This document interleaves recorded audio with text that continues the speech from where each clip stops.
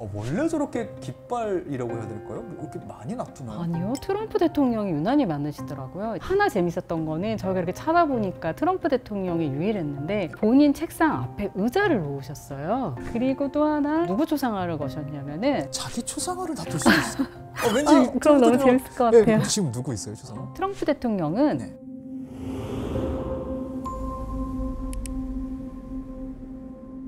오피스 공간에 숨겨진 심리와 문화를 읽는 오피스 코드. 저는 진행을 맡은 이승구입니다. 저는 퍼플식스 스튜디오의 박정희입니다. 반갑습니다. 반갑습니다. 트럼프 얘기를 하게 됐어요, 우리가. 네, 요즘 제일 핫하시죠? 너무 핫하시잖아요. 네. 일단 그분 얘기를 좀 해보도록 하죠. 젤렌스키 대통령이랑 이렇게 설전 주고받고 막 이럴 때도 맞아요.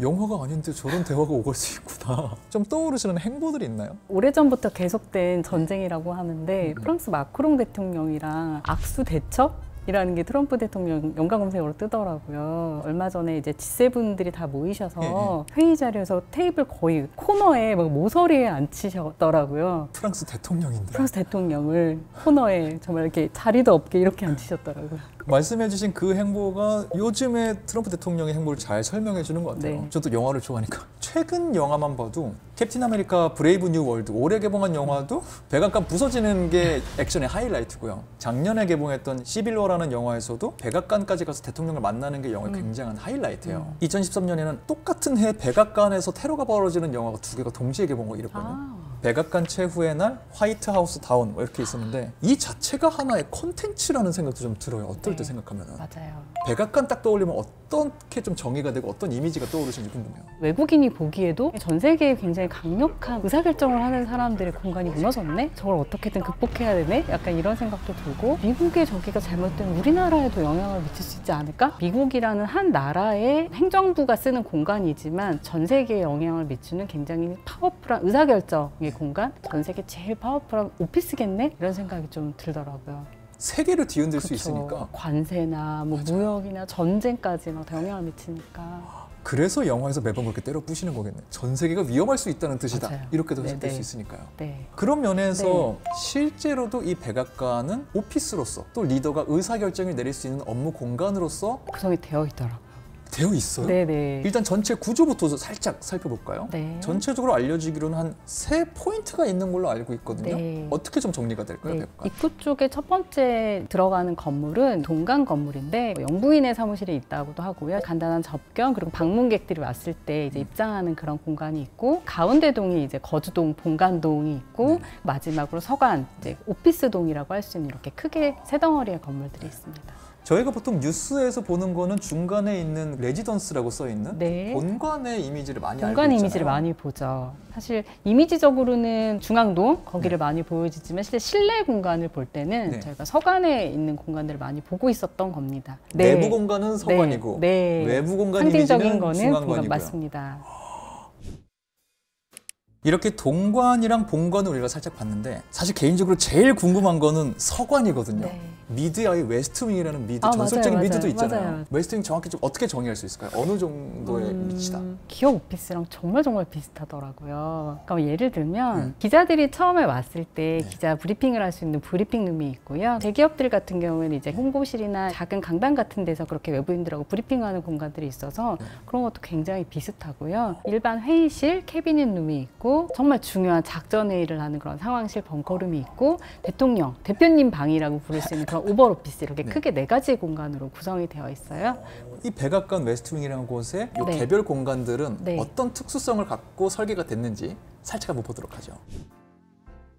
지금 저희가 먼저 보는 게 프레스 브리핑룸? 이게 네. 그 기자분들 오는 거기죠? 네, 맞아요. 생각보다 크지는 않네요, 공간이. 네, 생각보다 공간이 크지는 않고 네. 대변인을 위한 연단 그리고 그 뒤에 보면 거의 포토존 같은 느낌이 들잖아요. 항상 사진 촬영하면 딱 저기가 많이 나오다 보니까 그래서 국기랑 그리고 어떤 그 공간을 상징할 수 있는 그런 월이 뒤에 있고요. 작업하실 수 있는 그런 의자들이 한 방향으로 배치가 되어 있는 특징이 있습니다. 공간 자체는 크지 않긴 하지만 안에 초고속 인터넷이나 이런 거는 굉장히 구비가 잘 돼 있다고 그러고요. 네. 오바마 대통령이 들어가시면서 인터넷 속도 개선 하셨다고 하더라고요. 저 조만한 공간에서 우리가 정말 유명하게 알고 있는 수많은 이미지들이 탄생한다는 그쵸. 부분도 네. 굉장히 흥미로운 것 같아요. 고민이 은근히 많이 되는 공간이겠어요, 여기가. 네, 시선적인 집중이나 이런 것들도 좀 고려해서 아까 말씀드렸던 연단이 있는 뒷배경이라든지 네. 보이진 않지만 음향이나 통신 장비나 이런 것들도 공간 곳곳에 되게 잘 숨어 있게 그렇게 설계가 되어 있는 것 같아요. 근데 약간 저런 건 궁금해요. 저렇게 기자분들 앉아 계시면 뒤에 앉을수록 불리한 거잖아요. 앞에 잘 카메라 찍기도 어렵고. 우리가 생각할 수 있는 굉장히 메이저 통신사들 거의 앞줄은 항상 그들한테 지정이 되어 있었을 것 같은데 네네. 세상의 변화가 생겨서 올해는 인플루언서들이 초대가 됐고 신문사분들이 네, 아닌 분들도 아니고, 이제 출입을 네. 하기 시작했고요. 네. 네. 심지어 첫 질문을 네. 기존의 레거시 미디어가 하지 않았다라고 하더라고요. 와, 그러면 이 안에서 벌어지는 일만으로도 시대의 변화를 파악할 수 네. 있게 되는 거예요. 저도 이번에 좀 흥미롭게 봤었던 게 트럼프 대통령이 되게 전략적으로 젊은 층이 듣는 미국 팟캐스트에 많이 출연을 했대요. 그런 네. 변화가 지금 이 안에도 적용되고 있다. 네. 그 다음 공간 또 볼까요? 이게 아까 말씀하신 네, 캐비닛 룸 맞습니다. 회의실인 거죠? 네, 그러니까? 회의실입니다. 네. 재밌었던 거는 네. 트럼프 대통령이든 어느 대통령이든 가운데에 앉아 있어요. 관료들이 좌우에 앉아 있고 맞은편에도 앉아 있고 굉장히 수평적인 느낌이 들게 그렇게 앉아 계신데 네. 또 자세히 보면 대통령의 눈높이가 약간 높으신 거예요. 뭐 트럼프 대통령 워낙 또 앉은 덩치가 키가 있으니까. 커서 그러신가 하고 봤더니 네. 우리 모두 되게 수평하지만 그래도 대통령의 자리는 조금 특별하게 표시를 해야 된다라고 해서 밑에 5cm 정도 높은 단이 있대요. 저렇게 보니까 진짜 높이가 보이시죠? 다르네요. 그쵸? 의자 등받이 네. 높이 자체가 좀 다르네요. 이 사람 특별하다라고 구조적으로 뭔가 설계를 해놨고요. 그렇긴 하죠. 그래도 비교적이면 수평적이라는 생각이 드는 게 그 사극 같은 거 보면 왕이 전체 공간에 어디에 앉아 계시죠? 총중앙에 총중앙에 앉아 제일 계시고. 높이 이렇게 올라서 내려다 네, 보잖아요. 그렇죠. 네. 그리고 좌의정, 의정 이렇게 쭉 맞아요. 관료들이 쭉 앉아 계시잖아요. 맞아요. 그걸 이제 회의 테이블이라고 생각을 해보시면 회의실에 상석이라고 저희가 부르는 이렇게 중앙에 제일 높은 분이 앉고 네. 나머지 분들이 이렇게 앉으시던 스타일이 예전에 많았어요. 오, 그쵸. 아직도 그런 회의 테이블이 있긴 하지만 백악관의 캐비닛 룸처럼 조금 그래도 좀 수평적으로 앉으려고 하는 회의실도 요즘 좀 늘어나고 있는데 네. 공간의 어떤 의도를 담는 거잖아요. 네, 맞습니다. 그리고 톤만 하나만 네. 더 짚어보자면 그냥 잘 사는 집 친구 뭐 거실같이 보이기도 하고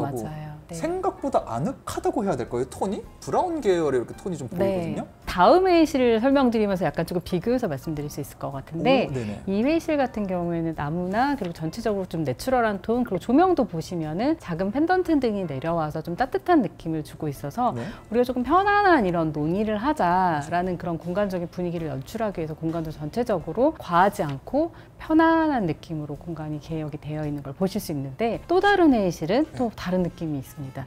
또 다른 회의실이 네, 있어요? 한번 같이 보시면 좋을 것 같은데요. 여긴 좀 느낌이 다르시죠? 상황실. 상황실입니다. 시츄에이션 룸이라고 부르는 이것도 영화에 가끔 나와요. 네, 맞아요. 많이 나오죠. 전쟁 전쟁 상황 났을 하거나 때. 어디서 네. 핵을 쏘네 마네 막 이러고 있을 때 저기 모니터에 막 각국 정상들 나오고 하거든요. 맞습니다. 그 공간이죠. 네, 맞습니다. 오, 그러네요. 근데 조금 전에 그쵸. 본 거랑 톤이 완전히 달라요. 맞아요. 분위기가 네. 편안하다기보다는 조금 긴장해야 될 것 같고 오, 맞아요. 그리고 창문도 없고요. 네, 의자도 굉장히 까만 의자 그리고 전체가 다 디스플레이가 되어 있고 이런 것도 실제로 이렇게 인테리어 할 때 다 고려되는 상황인가요? 네, 목적에 맞춰서 공간을 좀 편안하게 하기도 하고 의도적으로 조금 더 딱딱한 분위기로 만들기도 하고 가구나 전체적인 마감재나 저희가 신경을 같이 씁니다. 네. 여기서는 농담 한마디 잘못하면 다 이렇게 그쵸. 지금 뭐 하시는 겁니까? 이렇게 네. 쳐다볼 것 같은 분위기예요. 그 다음 공간 또 어떻게 되는지 볼까요? 저희가 오늘 계속 중심적으로 좀 얘기 나누고 싶었던 제 블록 공간인데요. 오벌 오피스가 뭐예요? 진짜 말 그대로 타원형의 오피스라고 해서 네. 공간의 형태 때문에 붙여진 이름인데 네. 저기가 바로 대통령이 일하는 집무실입니다. 우리로 말하면 대표님 방. 우리가 영화에서 항상 보는 대통령님이 기다리십니다. 맞습니다. 들어가면 그거를 오벌 오피스라고 부르는군요. 네, 이 네. 공간을 따서. 네, 처음에 만들었을 때는 사각형의 오피스를 미국 행정부에서도 사용을 했었대요. 네. 근데 윌리엄 하워드 테프트 대통령 때 네. 이제 공간을 오벌로 만들게 되었다고 하더라고요. 그러니까 대통령이 추구했던 가치가 되게 민주적이고 수평적인 걸 많이 추구를 하셨고 그래서 내가 일하는 공간은 너무 사각형의 그런 각진 느낌보다는 그 오벌이라는 느낌이 주는 좀 부드러움과 좀 방향성이 좀 적은 네. 그런 공간들을 오피스를 만들어서 이동을 하셨다고 하더라고요. 이것도 재밌네요. 그 다음 대통령이 그게 마음에 안 들어도 모양이 난 사각형으로 가고 싶은데 해도 못 가지도 않을까라는 약간 농담 섞인 상상도 하게 되고요. 네, 재밌는 포인트가 있는데 네. 그래 우리가 생각하는 민주주의는 사각형이 아니라 네. 원이지까지는 동의를 하셨는데 네. 위치가 마음에 안 드시는 거예요. 그래서 루즈벨트 대통령이 위치를 옮기셨대요. 하도 여기 너무 답답해. 창가 쪽으로 가자. 그래서 창가 쪽으로 가면서 거기서 다시 또 오버오피스 만드셨다고 하더라고요. 근데 아까 살짝 말씀하시기로 네. 개인적으로 좀 세팅을 바꾸는 경우가 있다 말씀하셨어요. 네. 모든 대통령이 다 그렇게 계속 바꾸셨던 건 아닌데 네네. 바꾸게 된 시점이 트루먼 대통령 때부터거든요. 네네. 왜 그때부터 바꿨을까? 이건 사실은 뭐 확인된 바는 아닙니다만 1945년에 미국이 2차 대전에서 승리했잖아요. 미국의 힘을 보여주겠어 라고 해서 미국의 최고 경영자가 있는 이 공간을 굉장히 좀 힘 있는 공간으로 바꾸지 않았을까. 그래서 대통령의 인장이 새겨진 네. 거를 바닥에 이렇게 양탄자를 까셨다고 하더라고요. 그때부터. 네, 그때부터 대통령이 바뀔 때마다 본인들 취향대로 인테리어가 달라졌다고 해요. 대통령별로 지금 보시면은 네. 저희가 좀 많이 기억하는 오바마 대통령이나 트럼프 백악관의 네. 최신식 인터넷을 네, 도입하신 맞습니다. 분입니다. 오바마, 트럼프 1기 그리고 바이든 좀 비교를 하고 있는데 네. 이런 걸 좀 추구하는 것 같다. 네. 느껴지는 포인트가 있나요? 대통령마다? 네, 그래서 오바마 대통령 생각하면 굉장히 민주적이고 직원들하고 서스럼 없이 이야기하시고 굉장히 세련된 느낌이 많이 있으시잖아요. 맞아요. 그냥 셔츠만 입고 팔 걷고 돌아다니고 이런 이미지가 우리에게 많이 남아있죠. 그 대통령이 쓰는 공간은 어떨까라고 생각을 했을 때 네. 장식적이지 않고 굉장히 깔끔하고 뭐 내추럴한 느낌. 그래서 실제 공간도 그렇게 뭐 바닥도 굉장히 화이트 톤으로 깔끔하게 하시고요. 네. 네, 그리고 오바마 대통령 하면은 굉장히 자유와 이런 인권을 소중하게 생각하시다 보니까 마틴 루터킹 초상화를 거셨더라고요. 나에게 영감을 주는 것도 있지만 방문하는 사람에게 한 번에 보여주는 거네요. 네, 맞죠. 나 이런 거 좋아하는 사람이야. 네. 나 이런 사람이야. 네. 화이트로 하는 거가 아까 말씀하신 대로 좀 색상이 전체적으로 그렇게 쓰이나요? 내부 공간을 만들 때? 실제로도 저희가 공간 디자인할 때 강한 대비나 골드나 이런 소재들은 좀 중역실이나 조금 권위적인 공간에는 많이 사용을 하는데 조금 더 편안한 느낌, 좀 개방적인 느낌을 할 땐 저희가 오피스에서 화이트 톤을 실제로 많이 사용을 하고 있습니다. 실제로 그렇게 네네. 활용하고 있고요. 네. 그랬던 오바마 대통령 다음에 트럼프 대통령 1기 네. 시절이 옵니다. 어떻게 트럼프 바뀌었을까요? 대통령 극적으로 달라질 것 같은 생각이 맞습니다. 들거든요. 어떻게 하셨어요? 네. 네. 어느 정도 달라졌어요? 커튼을 다 금색 커튼을 다 다셨고요. 조금 전에 말씀하신 금색이 바로 활용되네요. 막 블링블링한 이런 것들 굉장히 많이 치장을 굉장히 많이 하셨고 하나 재밌었던 거는 저희가 이렇게 찾아보니까 트럼프 대통령이 유일했는데 본인 책상 앞에 의자를 놓으셨어요. 네. 너를 위해 내가 소파까지 걸어가는 건 난 안 가. 내가 너를 그 네, 정도 네. 리스펙한다는 거고 네. 그 정도 아닌 사람은 앉아요. 여기. 네가 네. 와. 나 맞습니다. 앉아있을게. 맞습니다. 충분히 그렇게 해석할 네. 수 있을 것 아니실 같고요. 수도 있지만 네. 그렇죠. 우리가 넘겨짚고 네, 네, 보자면 맞습니다. 공간에서 그런 이미지가 좀 떠오르는 것 같고요. 네. 그 다음 다시 또 바이든 대통령으로 네. 넘어가요.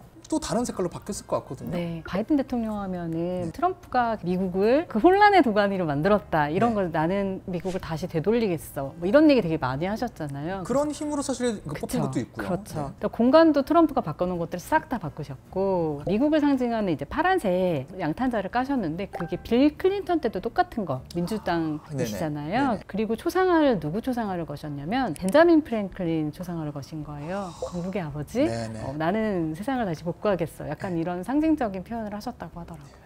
트럼프 집무실이 뉴스에 나온다고 하면은 관람 포인트가 생길 것 같다는 생각이 네, 들어요. 맞습니다. 이기 사무실도 좀 오픈이 다시 됐더라고요. 다시 바뀌었죠, 양탄자 색깔이. 바로 네. 다시 바꾸고요. 네. 커튼 금색으로 바뀌었고요. 네. 원래 저렇게 깃발이라고 해야 될까요? 뭐 이렇게 많이 놔두나요? 아니요, 트럼프 대통령이 유난히 많으시더라고요. 이제 각 군대의 군기를 다 거셨고 미국 우선주의. 국방력 과시하는 네, 것도 네, 있고 맞습니다. 나는 국방 이렇게 신경 쓴다라고 내부적으로 표시하는 네, 것도 네. 있을 거고요. 의자도 컴백했네요. 네. 그리고 또 하나 누구 초상화를 거셨냐면은 자기 초상화를 놔둘 수도 있어. 왠지 그럼 너무 트럼프 재밌을 것 대통령- 같아요. 네, 지금 누구 있어요 초상화? 트럼프 대통령은 네. 앤드류 잭슨이라는 대통령의 초상화를 거셨대요. 앤드류 잭슨 저는 사실 잘은 몰라요. 저도 몰랐습니다. 네. 어떤 분이지 하고 찾아봤더니 개인적으로는 그분이 진짜 그런 사람이었는지 아니었는지는 조금 논란이 있는데 대중한테 표방한 이미지는 내가 노동자들을 위한 보통 사람의 대통령이야. 근데 트럼프 대통령이 굉장히 미국의 산업을 일으키는 것들에 요즘 굉장히 많이 어필을 하고 계시다 보니까 그런 사람의 초상을 거셨다고 하더라고요. 노동계층과 산업에서 네. 실제 일하시는 종사자분들의 네, 네. 좀 친근함을 느낄 수 있는 맞아요. 이미지를 이제 집무실 자체가 고도의 PR실이었다는 거는 저는 네. 오늘 처음 알았어요. 네. 그럼 이런 면에서 저 공간이 좀 오피스로서 일하기는 좋은 공간인가요? 보셨을 때? 저 공간을 중심으로 문이 굉장히 여러 개가 있습니다. 대통령이 계신 근무실에서 하나의 문을 열면 회의실로 바로 갈 수 있고요. 또 하나의 문을 열면 조금은 프라이빗한 공간이 따로 네. 있다고 해요. 저희는 그 공간을 볼 수는 없지만 조금 쉬실 수 있는 공간, 외부로 연결될 수 있는 공간들이 있어서 기능적으로도 굉장히 잘 설계가 된 것 같습니다. 접근성이 굉장히 좁고 네, 네. 여러 군데. 네. 오벌 오피스 하나로 이렇게 재밌는 게 많이 나올 줄 몰랐네요. 네.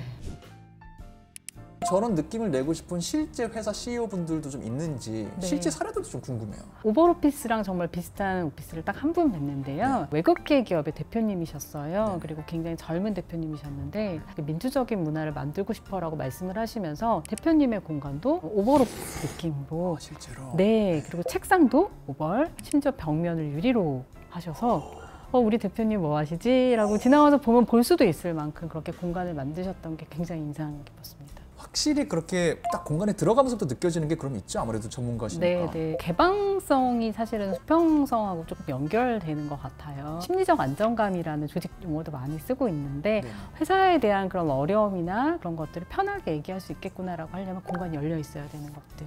이라는 생각이 들고요. 그리고 또 프랭클린 베커 교수님이 계신데 조직의 이런 메시지 같은 것들을 잘 표현해 줄 수 있는 것들이 바로 사무실이고 그래서 사무실의 물리적인 공간이 조직의 바디랭귀지이다라고 표현을 하셨던 적이 있어요. 그래서 리더가 생각하는 그런 것들을 직원들 눈에 보이게 만들 수 있는 게 바로 사무 환경인 것 같고 백악관의 오벌 오피스도 대통령들이 지향하는 바를 그렇게 공간을 표현하신 게 아닐까라고 생각이 듭니다. 오피스는 그 회사의 바디랭귀지다 네. 라는 게 오늘 제가 굉장히 배운 어떤 중요한 메시지인 것 같다는 생각이 네. 듭니다. 백악관에서 얘기를 하다 보니까 지금 여기까지 왔는데요. 네. 1화 나와주셔서 너무 감사하고요. 제가 너무 감사합니다. 재밌는 이야기 이끌어주셔서 너무 감사드립니다. 너무 함께해 주셔서 네. 감사하고요. 오피스 공간의 숨은 심리와 문화를 읽는 오피스 코드 여기서 마무리하고요. 저희는 다음번 다른 주제로 돌아오도록 하겠습니다. 감사합니다. 고생하셨습니다. 네, 너무 고생하셨습니다.